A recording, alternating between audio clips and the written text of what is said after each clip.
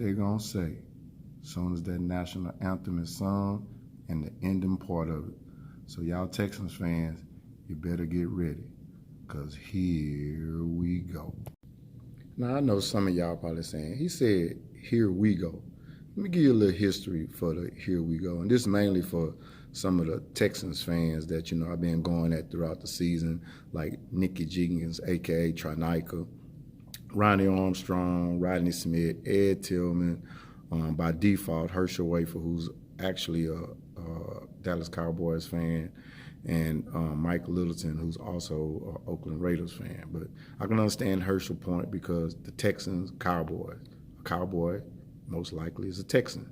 And then with Mike Littleton, I don't know what's going on with him. He's just kind of confused. But, Chiefs fan by default. My uncle played for the Chiefs from 91 to 2000, three-time Pro Bowler, Mr. Kimball Anders.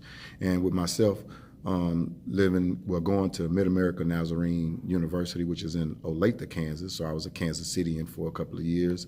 Ottawa University, which also I attended, which is in Ottawa, Kansas. So I was an Ottawan. Jeff City, Missouri, played for the Jeff City Jaguars of the SCFL. And then after I got traded to the Springfield Rifles, which is in Springfield, Missouri. So, I have some ties in Kansas City. So big shout out to the Chiefs fans. Know y'all gonna get the dub. We gonna get the dub, I should say. So that's gonna be a very, very interesting game. Man, I wish they would have kept the tomahawk chop. I guess the Native Americans found that to be offensive, because, back in the days, you used to be going, oh. But y'all Texans not ready for that. So get ready to hear that war drum. That's what's coming, the war drum. Kansas City. Houston got there by barely beating Buffalo in overtime. But the Texans did beat Kansas City in Kansas City in Week 6, 31-24. Wilbon, what kind of a chance do you give Houston to win in Kansas City again? 4.5 and 10. I give them a good chance. I think that they are, listen, Houston is not a team, I think, that has any more pressure. The pressure was last week.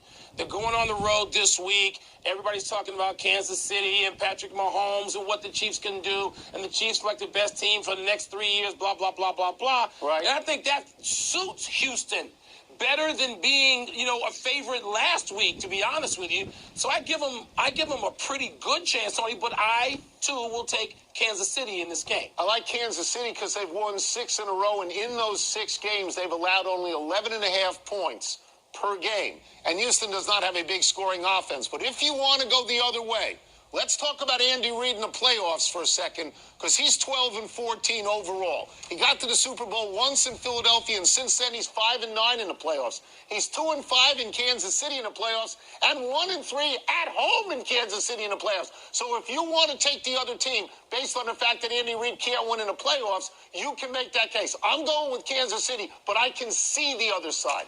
Tony, I can't really see that side now, because this to me is Andy Reid's. I'm going to say this. Since that Eagles team that went to the Super Bowl with Donovan McNabb and all those guys, right, I'm going to say this is Andy Reid's best team. And I know that they didn't have the full season that people thought they might have had. Patrick Mahomes missed a couple of games. But I think coming into this point, this is the best team Andy Reid's had in a while, a lot of years. I think he's got the best player in football. I think Mahomes is the best player in football. You can talk about Lamar Jackson, Deshaun Watson, a bunch of other guys. I think Patrick Mahomes is the best guy. I do. Well, the game that excites me